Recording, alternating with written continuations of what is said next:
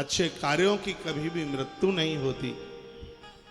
तो ऐसे काम कीजिएगा तो प्रकृति याद करती रहे। उन कामों में मैं 6 बातें आपको बता रहा हूं, इसके बिना एक भी दिन मत छूटना। धरती पर आपके लिए स्वर्ग उतर के आ जाएगा। 6 काम रोज करना। प्रातः जागो, बासे ही मुंह भगवान का नाम लो नेत्र बंद करके, और भगवान को कहो हे प्रभु कृपा करना काम गलत जगह न जाए। आपके चरणों में हमारी यह प्रार्थना। बासे मुंह स्तुति करो, कुछ पढ़ो, पाठ करो, सुबह कोई कीर्तन करो, जो भी आवे सो करो। पहला काम। दूसरा काम है नित्य स्नान करो। हमारी भारतीय संस्कृति में स्नान को आराधना का है, अर्चना का है, और स्नान के नियम बताए गए हैं। यह नहीं कि लोटा 2 पानी ऊपर से ढाल लिया, नहीं, पालती मार करके स्नान करने की जरूरत है। स्नान करते समय पानी पहले सिर पर नहीं, पहले पानी पांवों में डाला जाता है।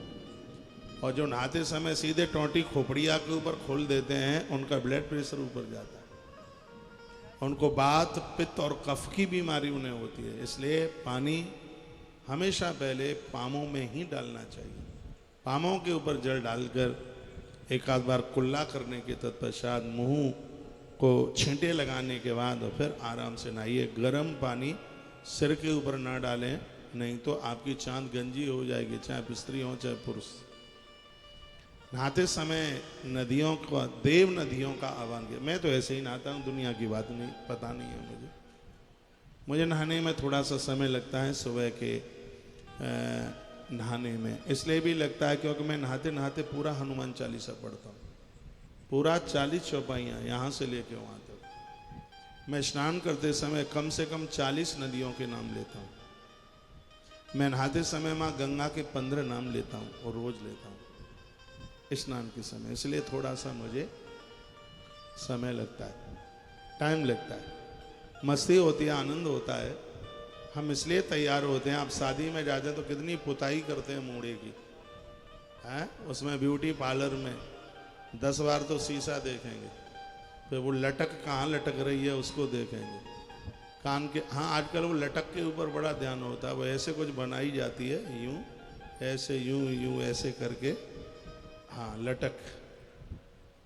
जब आप शादी में जाते हैं तो आप इतना ध्यान देते हैं, इतना श्रृंगार सब कुछ करते हैं। हम भगवान की पूजा में बैठ रहे हैं तो भैया हम ठीक से नहा भी ना सके तो क्या करें? भगवान की पूजा में बैठे हैं, साफ सुथरा वस्त्र, कपड़ा, प्रसन्न चित्त हो करके, बिना लड़ाई बिना झगड़ाए। बहुतों को ऐसी आदत होती है, सुबह जगने से उनका दिन ही लड़ाई से ही आरंभ होता है। और ऐसा लगता है घर में नहीं, कसाई खाने में रह रहे हैं। मुंह लटका हुआ है, टेसू। टेसू आप नहीं जानते होंगे, हम यूपी के लोग टेसू जानते हैं। टेसू और झेंजी। टेसू पति होता है और झेंजी उसकी पत्नी होती है।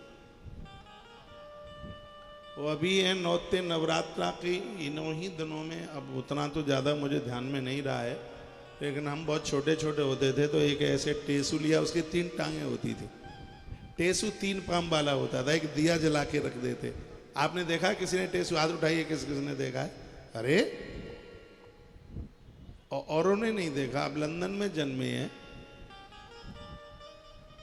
पहले ये बहुत होता था, अभी भी होता होगा।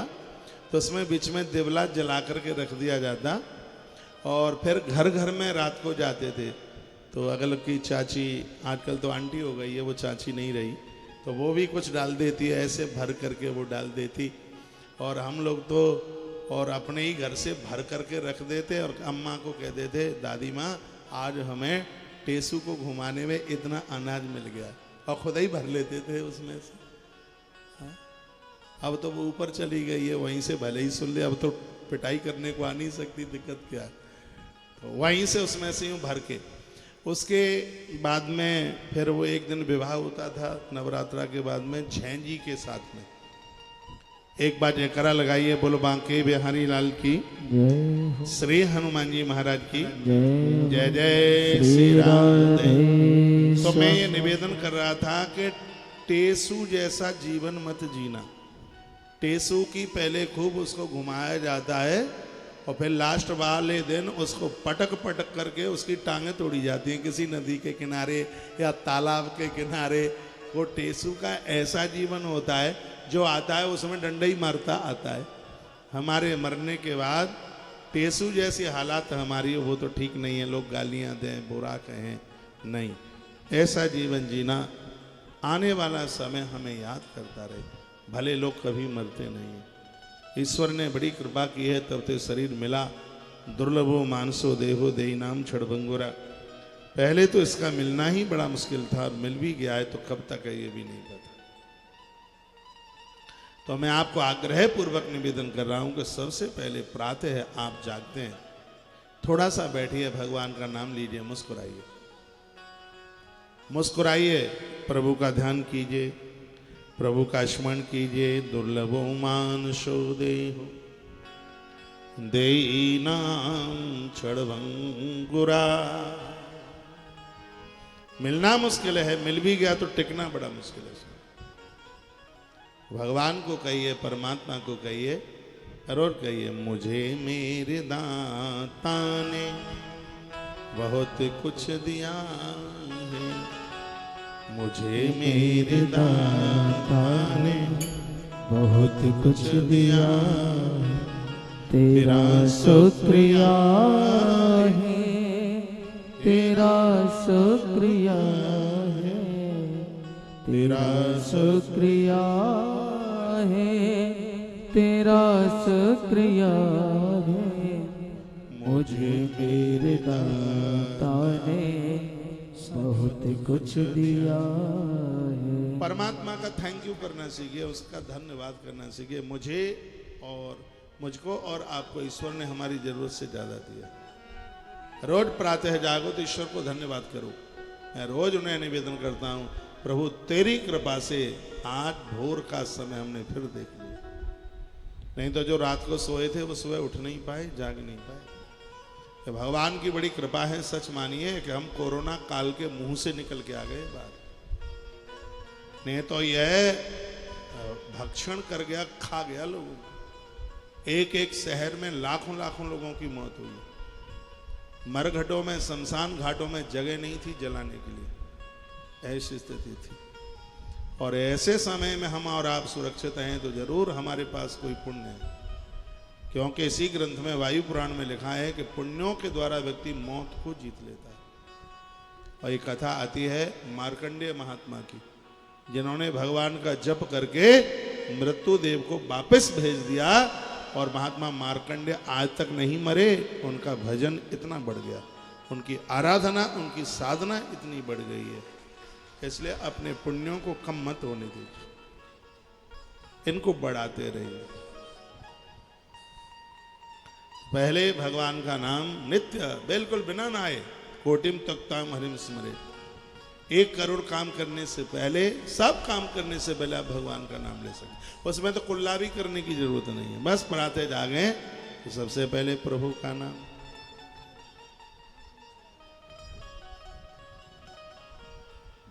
और उसके तत्पश्चात है स्नान कीजिए। कहीं किसी ग्रंथ में चाय बिस्किट के लिए नहीं कहा, एक आई नहीं है कि पहले चाय पी लो कि बिस्किट खा लो, थोड़ा नाश्ता कर लो उसके बाद में नहा लेना, कहीं लिखा नहीं। मैंने बड़ी खोज करी इसकी, मैंने कहा शायद कहीं परक भेटा मिल जाए कि नहाने से पहले ब्रेकफास्ट, नाश्ता वास्ता, शायद नहाने से पहले कहीं लिखा मिल जाए तो मैं इसका प्रचार कर दूंगा, तो लोगों के काम में बात आ जाएगी, लोग खुश भी हो जाएंगे कि महाराज ने बड़ी अच्छी बात कह दी है कि सुबह पहले खा लो बाद में नहा लो। लेकिन ऐसा लिखा नहीं था, मिला नहीं। मैंने बड़ी खोज करी, किताबें पढ़ी, मैंने कहा शायद कहीं मिल जाए। हाँ, मैंने ये आयुर्वेद की किताबों में पढ़ लिया है, जो नहाने के बाद में अन्न ग्रहण करते हैं उनके पेट में गैस नहीं बनती, उनका पेट नहीं फूलता उनका, जो स्नान के बाद ही अन्न खाते हैं। फिर नहाने से पहले देख कोचम कूचा, कोचम कूचा, कोचम कूचा, पेट फूलता है, पेट साफ होता नहीं। गाड़ियों की सर्विस की जाती है तो उसमें से जला हुआ ऑयल निकाला जाता है और तब उसमें बढ़िया वाला ऑयल डाला जाता है। लेकिन आप तो इतने बीमार हो गए हैं कि आपका जला हुआ कुछ निकलता ही नहीं है, पेट जाम हो गया है, वो भी अंदर ही भरा पड़ा है, ऊपर से डालो और डालो और डालो और पटको और ऊपर पटको, तो पटकने में लगे हो, जला हुआ तो निकल नहीं रहा है बाहर, क्योंकि बीमारी इतनी, बोल्ट इतने स्लिप हो गए हैं, वो तो सड़ासी से भी नहीं खुल रहे हैं। ऐसी स्थिति, ऐसी पोजीशन हो गई है। बीमारियों को आप बुला रहे हैं कि आ जाओ, हमारी फैमिली में तुम्हारी जरूरत है, ऐसा किया जाए।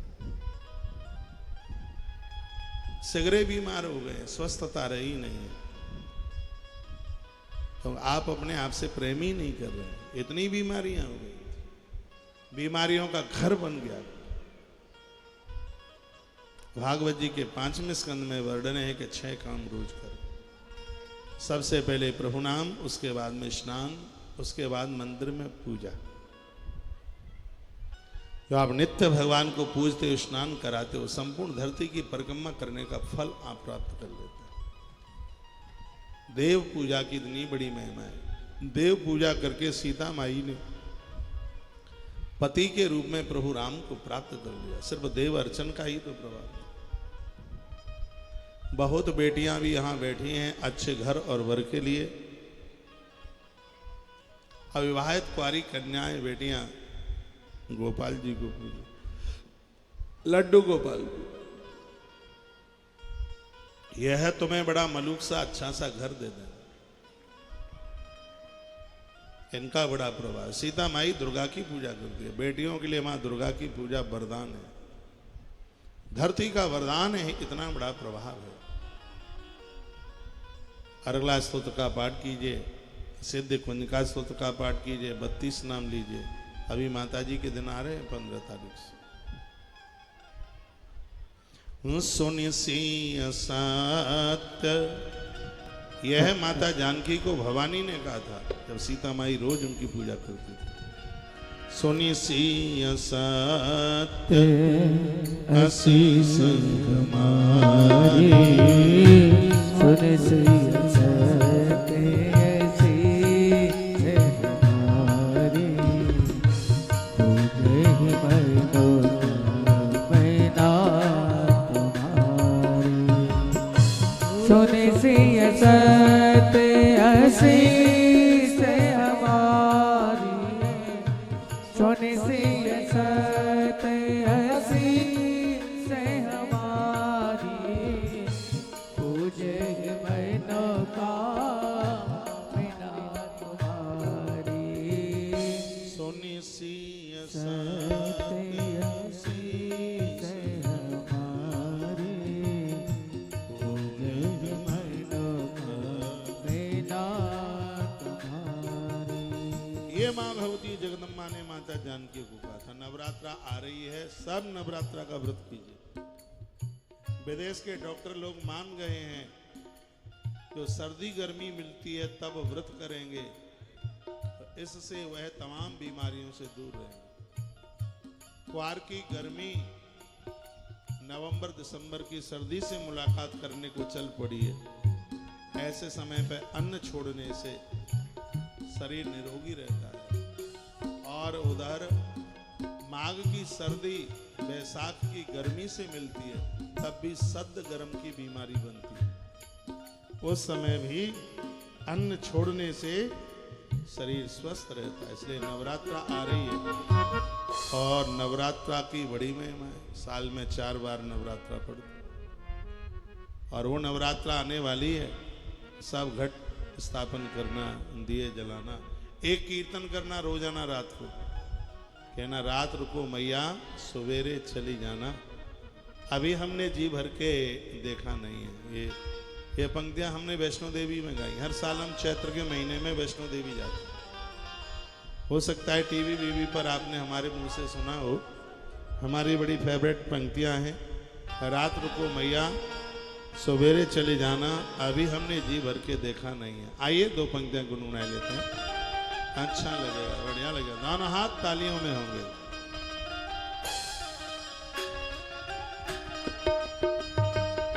रात रुको मैया सवेरे चली जाना, रात रुको मैया सवेरे चली जाना, अभी हमने जी भर के देखा नहीं।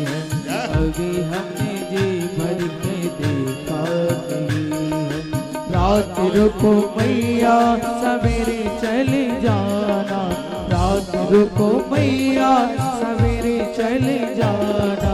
यदि हमने जी भर के देखा नहीं है, यदि हमने जी भर के देखा नहीं है।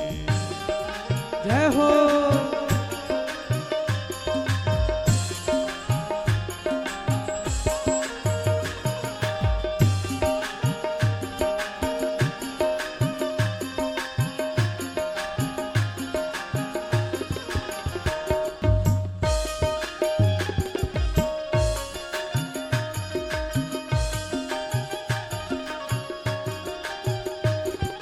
दौड़ी दौड़ी जाऊं मैं मालन की दुकान पे, दौड़ी दौड़ी जाऊं मैं मालन की दुकान पे। अभी हमने गजरा मंगाया नहीं है, अभी हमने गजरा लगाया नहीं है। रात रुको मैया सवेरे चली जाना, रात रुको मैया सवेरे चली जाना। अभी हमने जी भर के देखा नहीं है, अभी हमने जी भर के देखा नहीं है। जय हो।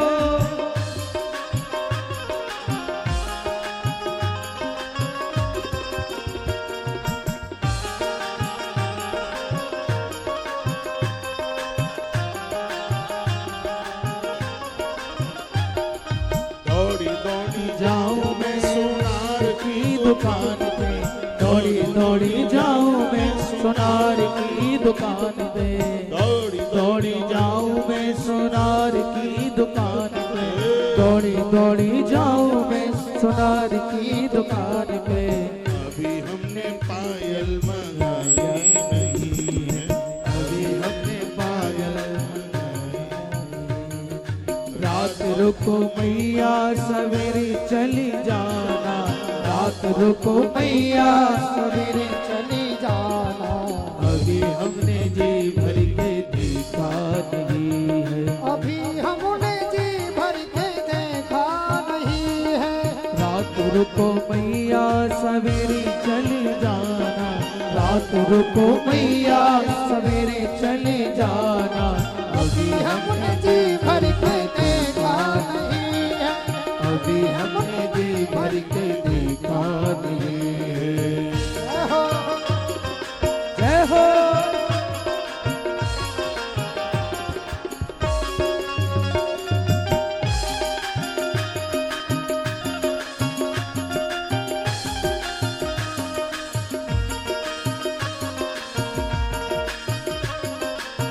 दोनों हाथ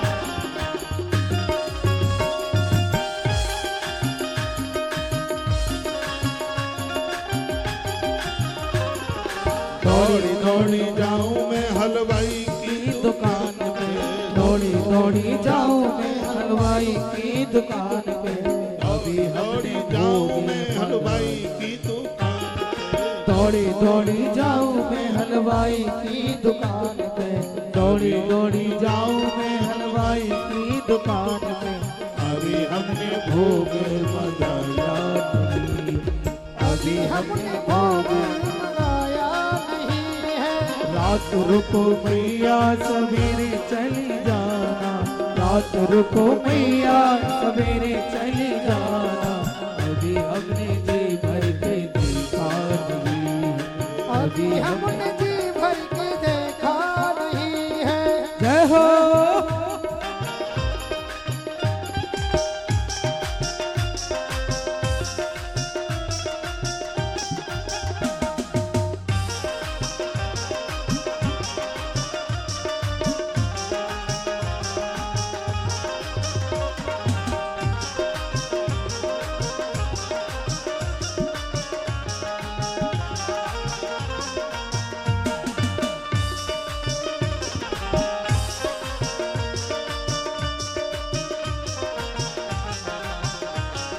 दौड़ी दौड़ी जाऊं मैं पंडित जी के घर पे।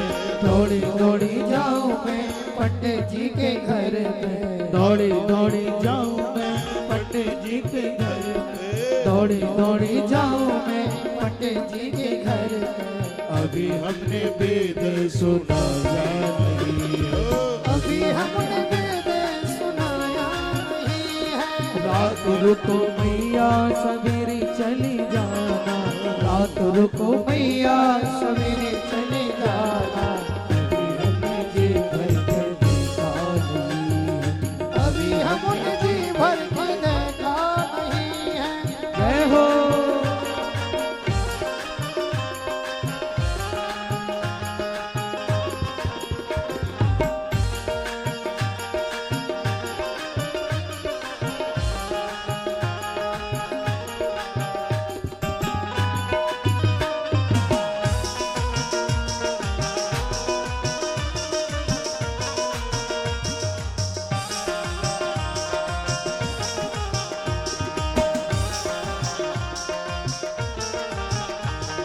दौड़ी दौड़ी जाऊं मैया भक्तों के घर में, दौड़ी दौड़ी जाऊं मैं भक्तों के घर में।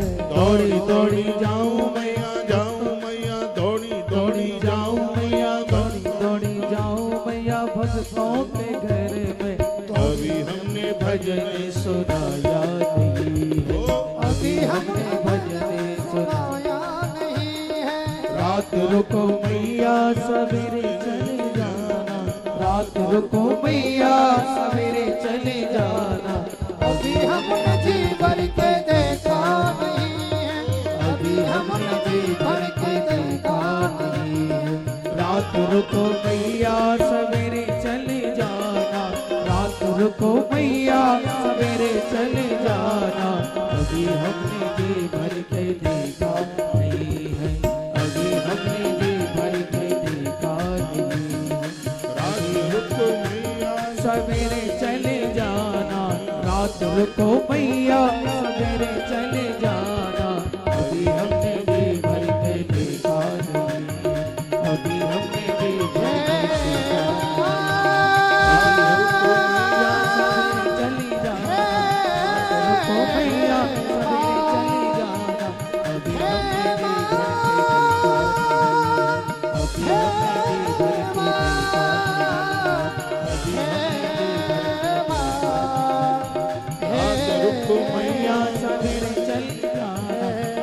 रुको मैया सवेरे चली जाना। दरबार हजारों देखे हैं, मेरा जैसा दरबार देखा नहीं।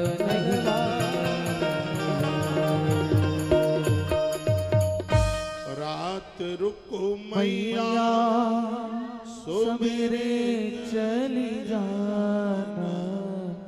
रात सब बोलिए हमारे रुको, साथ। रात रुको मैया सवेरे चली जाना। रात रुको मैया सवेरे चली जाना। अभी हमने जी भर के देखा नहीं है। अभी हमने जी भर के देखा नहीं है। दौड़ी दौड़ी जाऊं मैया मालिन की दुकान पे। दौड़ी दौड़ी जाऊं मैया मालिनी की की घर पे। दौड़ी दौड़ी जाऊं मैया मालिनी की घर पे। अभी हमने गजरा मनाया नहीं है। अभी हमने गजरा पहनाया नहीं। रात रुको मैया सवेरे चली जाना। रात रुको मैया सवेरे चली जाना। अभी हमने जी भर के देखा नहीं। सर्व मंगल मंगल्ये शिवे सर्वार्थ साधिके शरण्ये त्र्यंबके गौरी नारायणी नमोस्तुते। मैं 6 काम करने की बात आपको बोल रहा था भागवत के माध्यम से। सबसे पहला है कि रोज भगवत नाम लो, दूसरा स्नान करो, तीसरा है मंदिर में बैठ के पूजा, भले ही थोड़ी देर आप करें, मन को बड़ा सुकून मिलता है, शांति मिलती है। हम लोग रोज प्रातः भगवान को स्नान कराते हैं, अभिषेक करते हैं, हवन यज्ञ, ये नित्य के काम हैं, बड़ा संतोष मिलता है और ऐसा लगता है ये करके पता नहीं हमने आज कितना बड़ा काम कर लिया, इतना उत्साह होता है। अगली बात कही है, गौ माता को रोज एक रोटी निकालो, एक चंदिया निकालो, एक ग्रास निकालो, उसके लिए आपकी रसोई में कभी कमी नहीं आएगी। एक रोटी का इतना बड़ा प्रभाव। और अगली बात मैं निवेदन कर रहा हूं वो यह है कि घर में अतिथि लोग आए हैं, बुजुर्ग लोग आए हैं, कोई मेहमान आया है, उनका ख्याल रखिए, उन्हें जमाइए। और छठवीं बात यह है कि चींटियों के लिए भी कुछ डालिए। इसको कहते हैं सटकर्म, ये रोज करने की आवश्यकता। भगवान के अवतारों की चर्चा, पहला अवतार सनक सनंदन सनातन सनत कुमार, दूसरा है वराह देवता का अवतार, तीसरा है नारद, चौथा यज्ञ, पंचमो कपिलो नाम, पांचवा अवतार कपिल भगवान है, छठवां अवतार यज्ञ नारायण, सातवां दत्तात्रेय ऋषभदेव भगवान पृथुदेव, उसके बाद मत्स्य कच्छप धन्वंतरी मोहिनी नरसिंह वामन परशुराम, भगवान राम बलराम भगवान श्री कृष्ण और भगवान गोविंद के तत्पश्चात है ग्रीव हंस और 23वां अवतार है भगवान बुद्ध, जिनके नाम से आज इस बोध गया को आनंद मिला है। भगवान बुद्ध हमारे भारतीय सनातन ग्रंथों में उनका नाम आता है। यही है मंदिर सामने एक पीपल के पेड़ के नीचे उन्हें ज्ञान हो गया, जिन्होंने सबको कहा था कि हिंसा न करो, लोग माने नहीं हैं। हाँ, व्यक्ति को शाकाहारी होना चाहिए, लेकिन यह दुर्भाग्य है कि अच्छे घर के लोग मछलियां खाते हैं।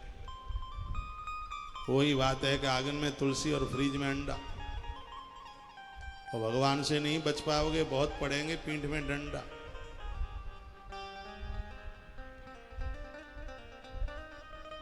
ऐसे बचियो, कैसे भी जीव हिंसा जीव हत्या मत होने दीजिए, नहीं तो सब चुकाना पड़ेगा, दुर्गति हो जाएगी। यदि पहले खा भी लिए हैं तो आज कसम खा लो, खाओ अब खाई सो खाई, आगे के लिए राम दुआई। अब धोखे में सब हो गया है, आगे गलती नहीं करेंगे बिल्कुल। बच्चों को बचाइए इससे।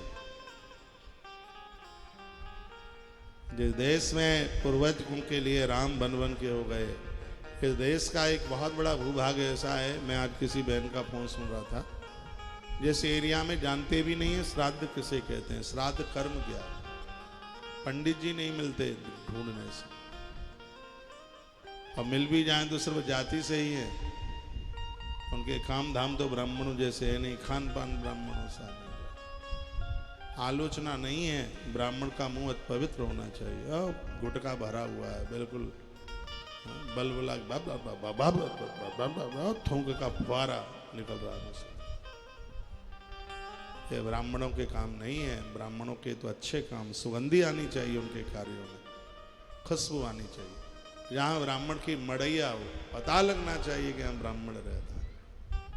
तुम ही मछली खाओगे तो तुम में और औरों में अंतर क्या है? तुम ही शराब पियोगे, माली बनोगे तो फिर तुम में औरों में अंतर क्या है? तुम तो लाख लोगों में पहचान होनी चाहिए कि तुम ब्राह्मण हो।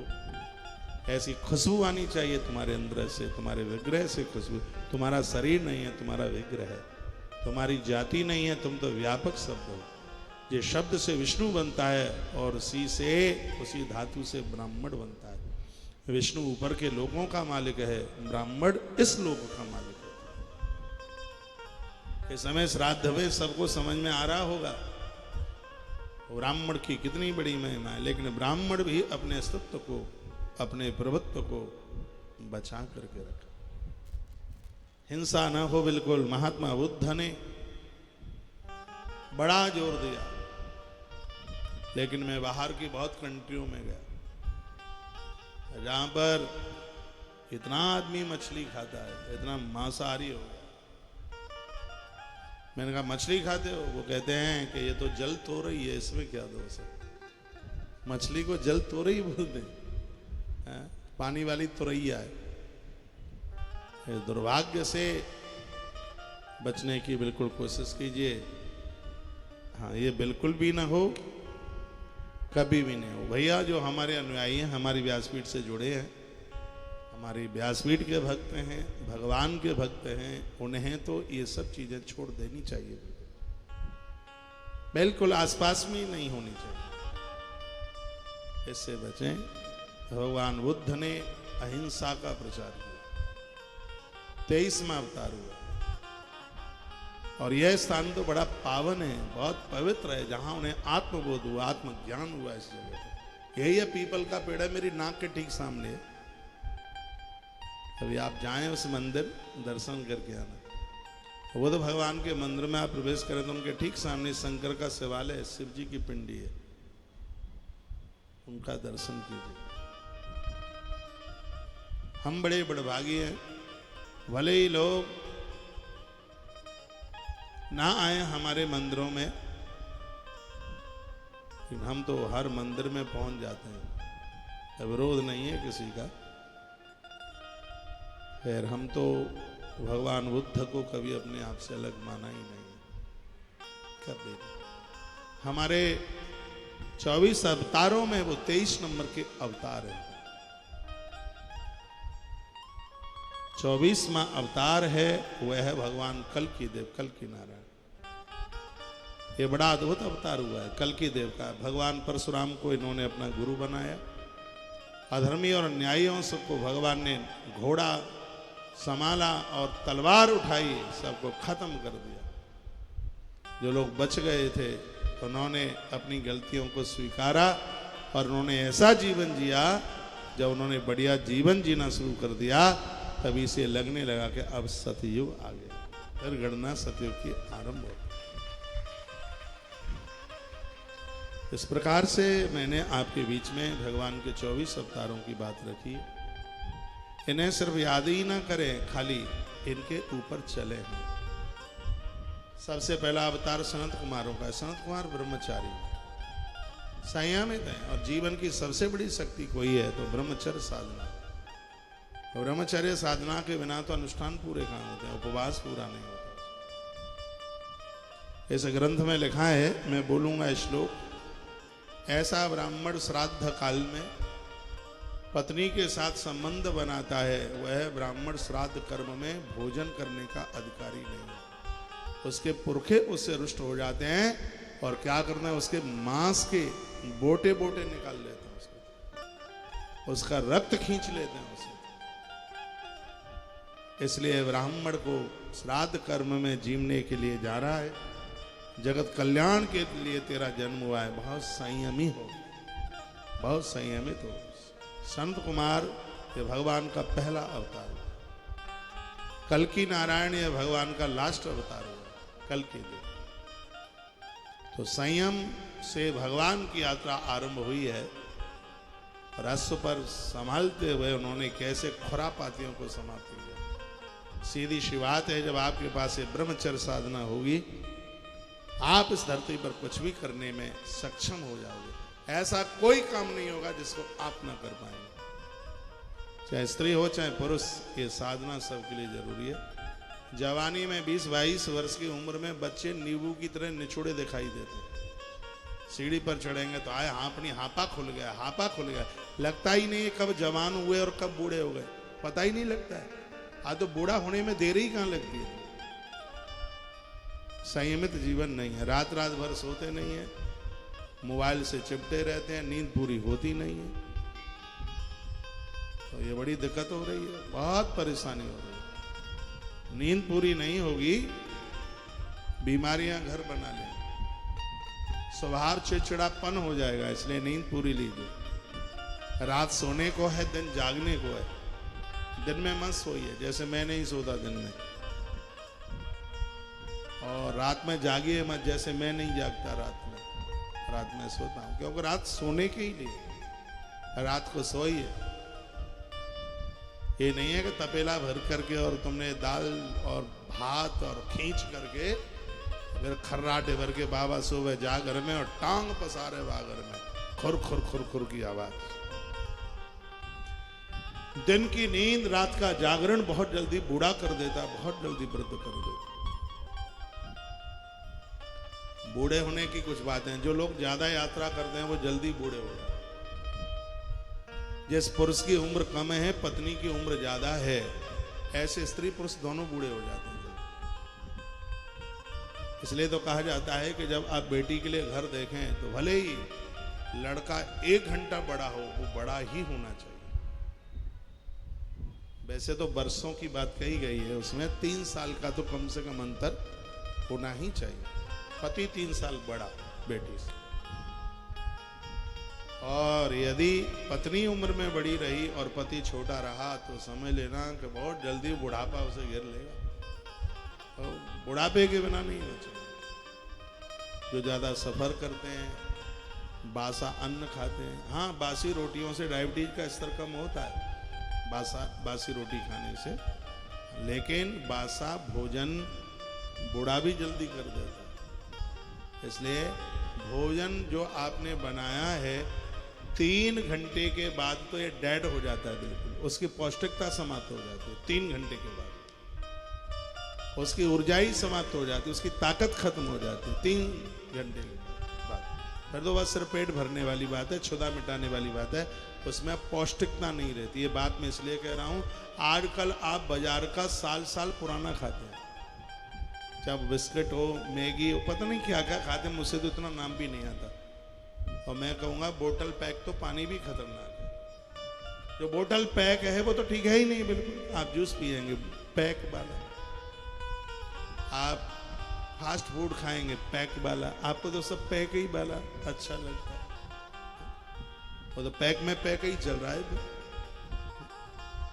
ऐसे कुछ बची है, अपने स्वास्थ्य का ध्यान रखिए। पहला सुख है निर्मल काया, दूजा सुख है घर में माया। आज आप जवान हैं इसलिए मेरी बात ठीक से नहीं सुनेंगे, लेकिन बूढ़े होने पर ये समझ में आ जाएगा कि कालचक्र मैदान में महाराज ने बड़ी अच्छी बात कही। बहुत ज्यादा देर का रखा हुआ भी, घर का रखा हुआ फायदे करता नहीं है। तो ये सब बाजारू चीजें हैं, और ये कब का ये पैक है बिल। मैं तो कहता हूँ मसाले खुले लेके लाइए। जो आप पैक मसाले लाते हैं 2-2 साल पुराने होते हैं, बिल्कुल डेड हो गया है, उसमें कुछ बचा ही कहाँ है उसमें। आप खुला मसाला लेकर के आइए, पैक वाला नहीं। दालें आप खुली लेकर के आइए, तेल भी खुला मिलता है, घी भी खुला मिलता है, सब चीजें मिल जाती हैं बाजार में। ये चीजें बड़ा फायदा करती हैं, और ऐसी चीजों को आप प्रयोग में लें, स्वास्थ्य है। आज मुझे एक चीज दिखाई देती है जिसमें मिलावट नहीं है, वो है नारियल पानी। क्योंकि अभी किसी का दिमाग इतना चला नहीं है कि इसमें कुछ मिलावट कर दे, लेकिन मेरी बात सुन के तैयारी कर ले, मिलावट की हो सकता है कोई। हाँ? लौकी आप यूज करते हैं, इसको पानी में रात भर डला रहने दीजिए, क्योंकि इसको रात को इंजेक्शन लगा के सुबह तक इसको जवान कर दिया जाता है। रात को तो ये छोटी होती है, इतनी बड़ी, और लगाया वो भैंस में इंजेक्शन लगाया जाता है ना दूध उतारने के लिए, वही मारने वाला इंजेक्शन आजकल घिया में लगता है, लौकी में। रात को इतनी बड़ी होती है, सुबह फूल के हो जाती है, इतनी वजन बढ़ जाता है उसका। सब जहर ही दिया जा रहा है, दालों के ऊपर पॉलिश की जा रही है, ऐसे केमिकल लगाए जा रहे हैं कि ना मरो तो भी जल्दी से मर जाए। इसलिए घुटनों में दर्द हो रहा है, कमर में दर्द हो रहा है, रीढ़ की हड्डी बस्ट हो रही है। अपने स्वास्थ्य का प्लीज ध्यान रखिए, वो ऐसी चीजें मत खाइए जो स्वास्थ्य के लिए बिल्कुल भी ठीक नहीं है। बाजारू खाना ही नहीं है बिल्कुल। अपने घर में बनाइए, शुद्ध बनाइए, ठीक से बनाइए। आटा भी गेहूं खरीद करके पिसवाइए उसको, आप देखिए कितना आपको स्वास्थ्य को फायदा मिलता है। आप तो पॉली पैक वाले लोग हैं, 5 किलो लटका करके लाएंगे वो थैलियाँ आटे वाली। चीनी खुली लेके आइए, आजकल ये सब पैक हो रहा है। और क्या पैकिंग करते हैं, क्या ऊपर उसको पन्नी क्या छपवाते हैं। पहले 4 कलर की छपती थी, अब 28 कलर की छपने लगी। और आप ये थोड़ी देखते हैं कि इसमें माल क्या है। बस वो ऊपर आपने देख लिया है, उसको डिजाइन में बना हुआ खोला, एक चावल के पैकेट पर लिखा हुआ था, अब मैं उसके ब्रांड का नाम नहीं लूँगा क्योंकि ठीक नहीं है। इतनी सुंदर सी पैकिंग की गई, आप विश्वास करेंगे उसके अंदर चावल क्या कबाड़ा भरा हुआ था उसका। और यही हो रहा है, इतनी घटिया किस्म की बुद्धिमता हो गई है। आटे के कट्टे पर लिखा होता है 50 किलो, तौला जाता है तो 49, ज़्यादा से ज़्यादा 49 किलो 500 ग्राम, और आपसे पैसा पूरा 50 केजी का लिया जाता है। तो आप भी इतने बड़े आदमी हो गए हैं कि आपको तुलवाना तो है, और तुलवाना कि आपको तो दुकान पर जाने के लिए टाइम नहीं है, वो भेज देगा, वो खुद आएगा ना आपको देने के लिए। और वो भी बंदा बड़ा होशियार हो गया। थोड़ा इतना तो टाइम निकाल लो कि आप दुकान तक आप जा सके। यहाँ बहुत सब्जी मंडी वाले कहते हैं महाराज जी आप क्यों परेशान होते हैं, हम खुद ही आपको वहीं कालचक्र मैदान में ही सब्जी दे आएंगे। हमारे 3 बंदा बड़े बड़े बलवान पहलवान जाते हैं, जो आलू का बोरा उठा करके एक ही श्वास में पटक दे गाड़ी में ले जाकर। वो हर साल कहते हैं हम सब्जी ला करके दे देंगे, चाहे वो बासी हो चाहे वो भूसी हो, मंडी में कोई नहीं ले, उसे कालचक्र मैदान भेज दो। कहते नहीं, बिल्कुल पवित्र, बिल्कुल शुद्ध, तराजू में पूरा तौल करके, पूरा तौल करके। एक दिन ये आलू ले आए, 49 किलो निकला, पैसा 50 किलो के दे के आए। मैंने कहा पूरी मंडी में करो खोज, उससे लेके आओ जहां 52 किलो निकले आलू। इन्होंने खोज करी, अब 50 की जगह पर 52 निकलने लगा है 2 दिन से। पहले 50 की जगह पर 49 निकलता था। ये तो अपने ऊपर है, इतने रईस मत बनिए, खुद काम खुद करना भी सीखिए कुछ। आपको मेरी बात सुन करके कभी हंसी भी आती होगी। ये सब्जी मंडी जाते हैं 3 फोन लगाता हूं। अब क्या क्या अब आप कहेंगे कि मुझे तुम्हें क्या गर्ज पड़ी। अरे भाई गर्ज नहीं है, पैसा फालतू खर्च होगा, वो इस कामों में नहीं लग जाएगा। मैंने तो पेट्रोल पंप पर लिखा देखा है, और वो शब्द मेरे लिए वेद की भाषा बन गई है कि बूंद बूंद बचाओ। फालतू वेस्टेज क्यों, वो कोई काम में आवे तो ज्यादा ठीक है। एक बार जयकारा लगाएं, बोलो बांके बिहारी लाल की जय हो, श्री हनुमान जी महाराज की जय आज के आनंद की जय जय श्री जय। राधे सत। मैंने 24 गुरुओं की कथा आपको परोसी है। परीक्षित राजा को सुखदेव मुनि ने कथा, एक गंगा के किनारे कथा सुनाई है। पांडवों का स्वर्गारोहण हो गया है। पिता में भीष्म बाणों की सैया पर लेटे हुए भगवान को वंदन प्रार्थना करो। इतना तो करना स्वामी,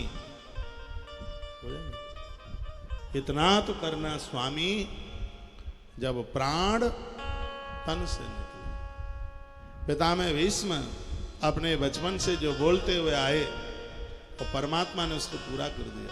भीष्म बोलते थे जब मेरे प्राण निकले तब गिरधर तुम मेरे सामने होना, जब मेरे प्राण निकले उस समय मेरी जिह्वा पर नाम आपका हो। यह कृपा कर देना। आइए सिर्फ 2 पंक्तियां बोलेंगे।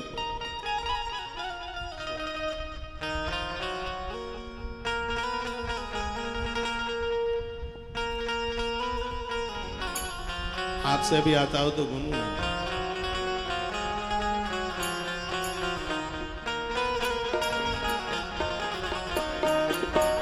इतना तो करना स्वामी,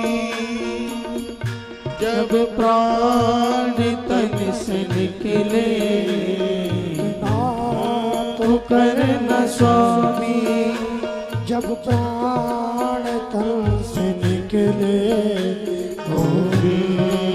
नाम लेकर जब प्राण तन से निकले, इतना तो करना स्वामी।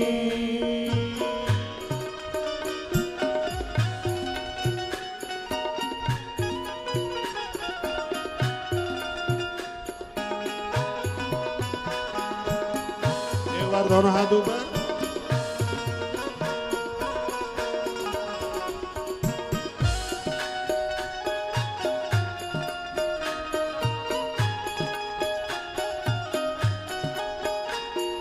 गंगा जी का तट हो, यमुना का बंसी बट हो, मेरा सावरा निकट हो, जब प्राण तन से निकले।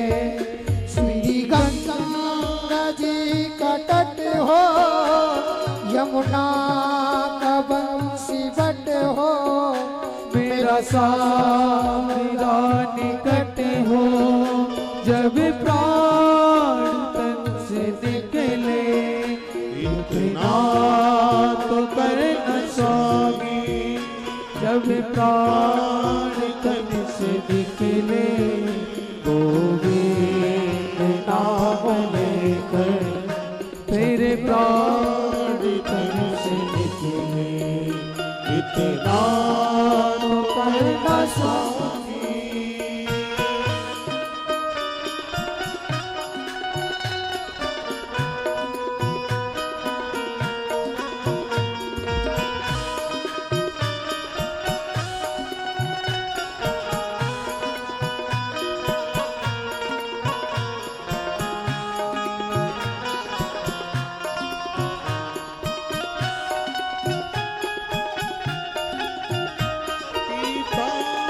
परी कसी हो ओठों में ये बसी हो, सभी मन ये बसी हो, जब प्राण तन से निकले।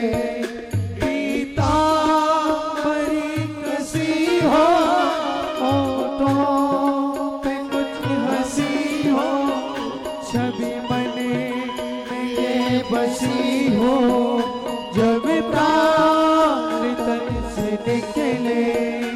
इतना तो करना स्वामी, जब प्राण तन से निकले।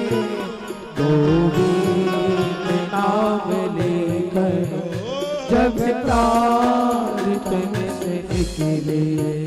इतना तो करना स्वामी, जब प्राण तन से निकले। गोविंद नाम लेकर तेरे प्राण तन से निकले। इतना तो करना स्वामी, जब प्राण तन से निकले। गोविंद नाम लेकर जब प्राण तन से निकले। तो करना स्वामी।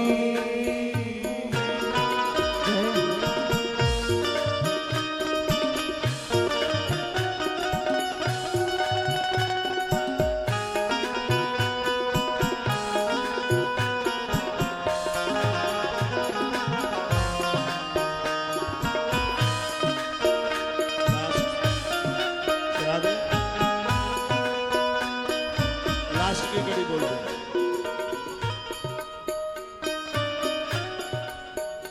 उस बात जल्दी आना, नहीं शाम भूल जाना।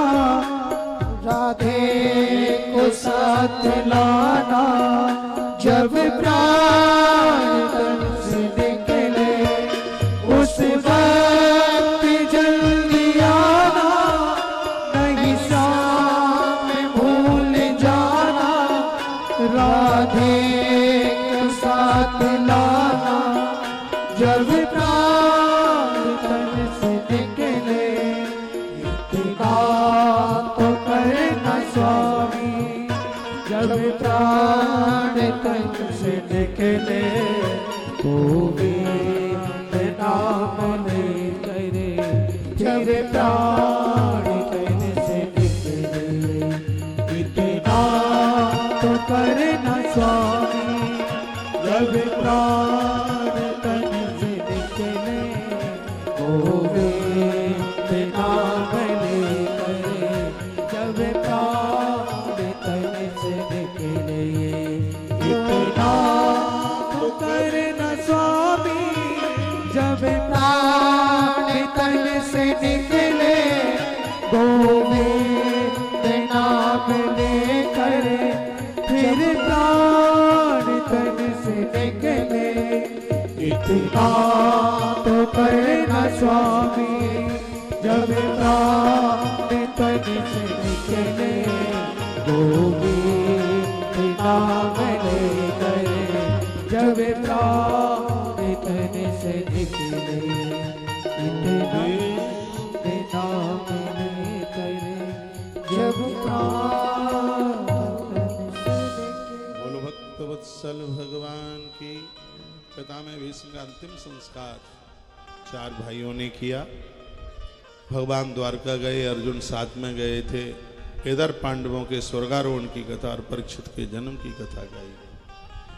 पांडवों ने 36 वर्ष तक ही हस्तिनापुर का राज्य किया। गद्दी के मालिक उनके प्रपौत्र परीक्षित बने। एक समय की बात थी, वो वन में गए और उन्होंने उस जंगल में एक गाय और बैल को पिटते हुए देखा। ये कथा बहुत प्यारी है, सुन लें आप। फिर कुछ प्रसंग मैं आपको गरुड़ पुराण के सुनाऊंगा जो कि बहुत आनंद देने वाले होंगे। जितनी देर तक कथा चलती है आप जरूर सुनिएगा, आनंद आवेगा। और सबसे आनंद की बात है कि पितृभूमि में आप कथा सुन रहे हैं। पुरखों के कल्याण के लिए संपूर्ण ब्रह्मांड तक गया से बढ़कर के कोई धरती है ही नहीं। इसकी महिमा स्वयं भगवान सूर्यदेव ने अपने मुख से गाई है। यहाँ ब्राह्मणों को सूर्यदेव ने बसाया। यहाँ पिंडदान यहाँ के स्थानीय लोगों का ही लगता है, बाहर के ब्राह्मण के द्वारा नहीं लगता। बाहर का ब्राह्मण तर्पण कराएगा, भागवत जी सुनाएगा, गीता जी सुनाएगा, भंडारे का प्रसाद श्राद्ध कर्म पूरा करेगा। लेकिन जब पिंडदान की बात आती है तो यहाँ का स्थानीय ही ब्राह्मण हो। ऐसा वायु पुराणांतर्गत वर्णन किया गया। आप इधर सुनिए, सुनिए, देखिए। परीक्षित धरती की यात्रा में निकले। इन्होंने एक गाय और वृषभ को पिटते हुए देखा। आंख में आंसू आ गए थे। आज के राजा में उस राजा में बस इतना ही अंतर दिखता ही है। आज गई अंधाधुंध कट रही है, बहुत जोर से कट रही है। जैसे बिहार की सड़क से बहुत गाय आगे तो बांग्लादेश के लिए निकल जाती है, यहीं से निकलती है सीधे। और अंधाधुंध गाय कटती। गैया को बचा लो कैसे भी, इसमें सभी देवी देवताओं का वास है इसके विग्रह में। राजा परीक्षित ने इसको पिटते कुटते देखा, अपने रथ से नीचे उतर के आ गए और तलवार निकाल ली उस व्यक्ति को मारने के लिए जो गाय और बैल को मार रहा था। पूछा परीक्षित के द्वारा, तुम कौन हो? तो वृषभ ने जवाब दिया कि मैं धर्म हूं। गैया ने जवाब दिया कि मैं धरती हूं। हे राजा, जब से तुम्हारे पुरखे गए हैं तब से इस कलयुग ने, ये मनुष्य व्यक्ति कोई और नहीं, ये कलयुग है, इसने हमें बड़ा त्रसित किया है, हमें बड़ा परेशान किया है, कैसे भी हमारी रक्षा करो। और राजा दौड़े उस कलयुग को मारने के लिए, तो कलयुग चरणों में गिर पड़ा और कहने लगा, रक्ष माम राजन, मारिए मत, मुझे अपने हिसाब से जगह दे दीजिए। परीक्षित को भी लगा कि शरण में आया हुआ है, मारना अपराध हो जाएगा, क्योंकि शरणागत कहूँ जे तजय निज अनहित अनुमान, तेनर पावर पाप में तने बिलो कथान। शरण में आए हुए को यदि कोई ठुकरा देता है, मार दे उसको, तो जघन्य अपराध लग जाएगा। परीक्षित राजा ने उसको 4 जगह दी रहने के लिए, कहा तू वहां रहना। कौन कौन सी है वो 4 जगह, ध्यान से सुन लीजिए। धूतम पानम श्रियासूना यत्र अधर्म चतुर्विदा। बहुत ध्यान से सुने। सबसे पहला द्यूतम, जुआ। ये शेयर बाजारी, सट्टाखोरी, ये किसी जुए से कम नहीं है। इससे अपने बच्चों को बचाइए, औलाद को बचाइए। ये सट्टाखोरा बहुत ज्यादा पनप रहा है। लोग मेहनत नहीं, सब फ्री फंड का ही चाहते हैं, एक ही रात में माला माल हो जाए। जो चीज मेहनत से मिलती है वो टिकाऊ होती है, जो ऐसे ही मिल जाती है वो टिकती कहाँ है। जुआ, इसमें कलयुग को स्थान, कलयुग मीन्स पाप, अपराध। जुआ में कलयुग को स्थान दिया गया। देवदम पानम, नशा में कलयुग को स्थान दिया। नशा तो नशा ही है, चाहे वो चिलम का नशा हो चाहे बोतल का नशा हो। इस नशा ने खत्म कर दिया परिवार में। घर में बच्चे एक बिलंदा कपड़े के लिए परेशान है, लेकिन बाप शराब पीने से नहीं मानता। दुर्भाग्य है। ऐसी बेटियां जिनके घर में लोग सुपारी भी नहीं खाते, और वह बेटियां ससुराल में जाती हैं, उनके ऊपर दीवार ढहा दी जाती है। पूजा पाठ से उन्हें अलग कर दिया जाता है, देवी देवताओं से उन्हें अलग कर दिया जाता है। जिसके घर में प्याज भी नहीं चलती उससे मुर्गा कटवाते। इसलिए मैं प्रार्थना करके कहता हूं कि आप रईस मत देखिए, इंसान देखिए बेटी के लिए। रईस मत देखना, धनवान नहीं इंसान देखना। जिसके पास इंसानियत जिंदी हो वह देखना। आपकी बेटी 100 ग्राम आटा खाएगी, 25-50 ग्राम दाल खाएगी। सोने का बिस्किट कोई नहीं खाता। और जितने तुम्हें आपको बहुत बड़े बड़े दिखाई दे रहे हैं, उनके इतिहास बड़े कालमी से भरे पड़े। बेटी के लिए घर देखने के लिए जावे, लड़के को जरूर देखना, वो धार्मिक हो, पारमार्थिक हो और सामाजिक हो। आखिर में तो बिटिया को काम तो उसी से ही रहेगा ना। उसको देखना, धार्मिक भी हो, पारमार्थिक भी हो, उसके पास में सज्जनता हो। ये बहुत ज्यादा जरूरी है। बेटी तो कुकर पक्षी की तरह, कपला गैया की तरह, वो नहीं बोलेगी आपसे, वो बहुत शर्मीली है। बेटा तो मुंह खोल के कह देता, वो कहाँ बोलेगी आप, वो कुछ नहीं कहेगी। थोड़ा सा आप डांट देते हैं, बेटा बाहर भागता है, बेटी अंदर जाती है घर के अंदर। यही तो बेटा और बेटी में अंतर। वो कुकर पक्षी की तरह है, वो कपला गैया की तरह। इसके ऊपर रहम करना, किसी के दबाव में आकर बेटी का विवाह मत करना। बेटी के संबंध में बुआ मौसी ये सब जोर देते हैं, और सब अपनी अपनी फैमिली की तरफ खींच के लेके जाते हैं। नहीं, किसी के दबाव में आकर के नहीं, थोड़ा सोच करके, थोड़ा विचार करके ये संबंध हो। आज प्राय शराबियों की बाढ़ आ गई है। शराब पीने वालों को लगता है कि हमारा कल्चर बढ़िया हो गया है, हम बड़े हो गए हैं समाज में।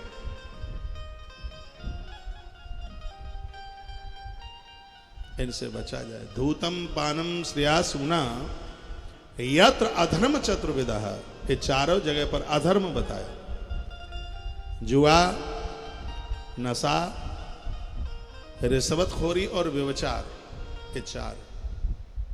आपके बच्चे किसी अच्छे डिपार्टमेंट में हैं तो उन्हें कहना, बेटा तनख्वाह के ऊपर संतोष रखना, घर में रिश्वत का पैसा मत आने देना। आज भी ऐसे बहुत अधिकारी हैं, ऐसे बहुत नौकरी पेशा के जो लोग हैं, वो धन्यवाद के प्रतीक हैं, वो रिश्वत नहीं लेते। वो पुलिस डिपार्टमेंट से लेकर के ऊपर तक। अभी मेरी सिक्योरिटी में उज्जैन में एक पुलिस वाला भाई था, मेरे संग ड्यूटी लगी हुई थी, लेकिन क्या मजाल है, किसी के घर में पानी भी नहीं पीना। वो पानी की बोतल भी संग लेके जाता। उसने कहा, महाराज जी नौकरी को इतना समय हो गया, मैंने 1 रुपए की रिश्वत नहीं ली, और जिस दिन मुझे रिश्वत लेने की जरूरत पड़ेगी उस दिन नौकरी से रिजाइन दे करके मैं घर चला आऊंगा। रिश्वत नहीं लेनी। भागवत में वर्णन है कि रिश्वतखोरी में कलयुग है, कलह है, झगड़े है, अधर्म है, अन्याय, अपराध। ईमान तो 1000 मनके की माला में दमकते हुए हीरे की तरह। अपना छोड़िए मत, 2 नंबर का लीजिए। खोआ, गांवों की कहावत है कि खोया दूध का करोगे तो ठीक है, और भैंस के सहित खोआ कर दिया तो कल दूध कहां से आएगा? ग्राहक को आज ही मार डालोगे तो कल कैसे लौट करके आएगा? अपनी गुणवत्ता को इतना ताकतवर बनाइए, लोग खोजते खोजते तुम्हारे पास आ जाए। आदमी का ब्रांड बिकता है, ब्रांड के साथ माल भी तो होना चाहिए। आपका स्वभाव ऐसा हो, आपके पास वो प्रसन्नता हो जिसकी वजह से लोग दौड़े दौड़े। लोग कहते हैं काम नहीं चल, दुकान फेल हो गई है। हम उन्हें कहते हैं तुम्हारा व्यवहार ठीक नहीं रहा, तुमने वस्तु में मिलावटें करी और तुमने जरूरत से ज्यादा लोगों से पैसा लिया, इसलिए ग्राहक तुम्हारे पास वापस नहीं आया।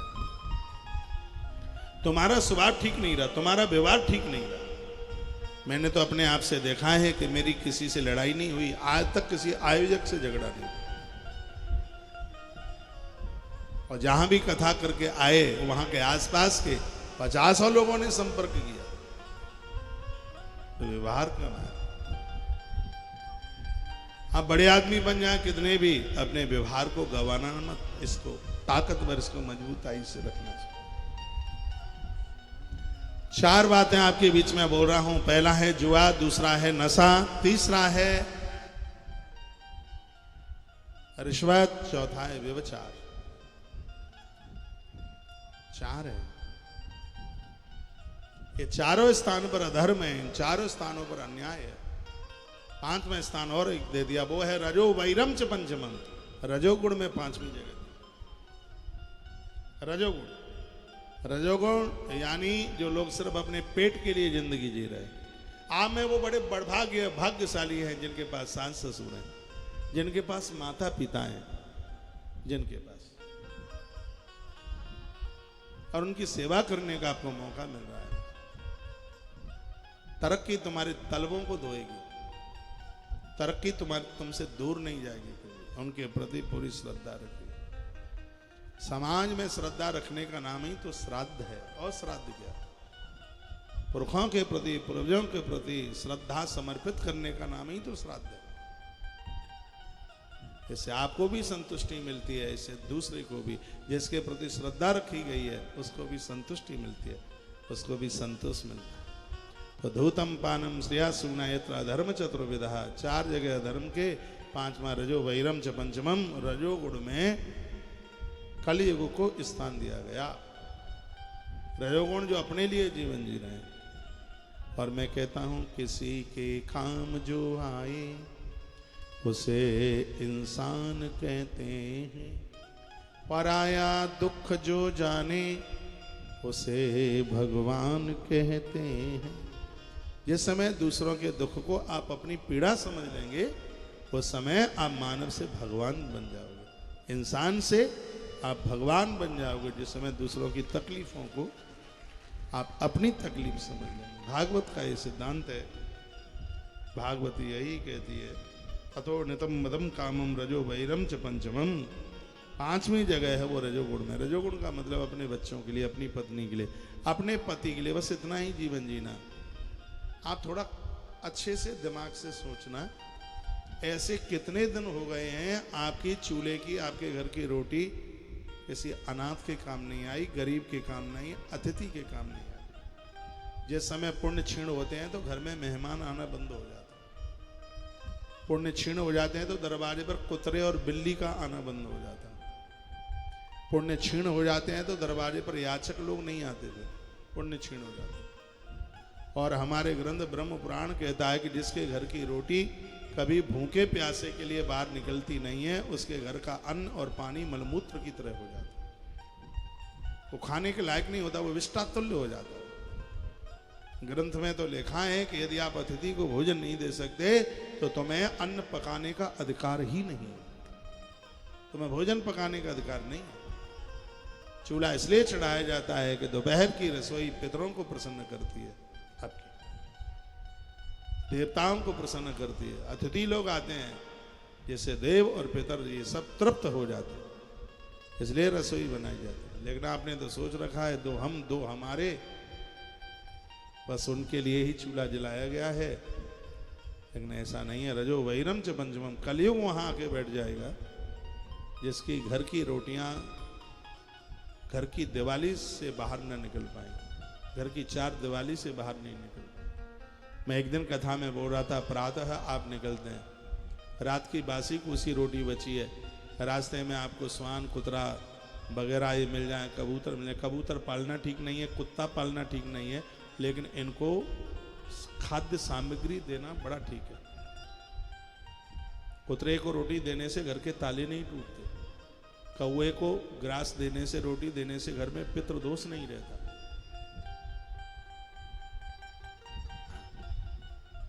ये प्रभाव है उसका। कंजूस मत बनिए, जमाने खिलाने में लोभी मत बनिए। और उस दिन बड़े प्रसन्न होइए जिस दिन आपके घर से कोई जिम के चला गया। भगवान का धन्यवाद कीजिए। आया अतिथि द्वार पर करो सकल सम्मान, ना जाने किस भेष में आज आया भगवान।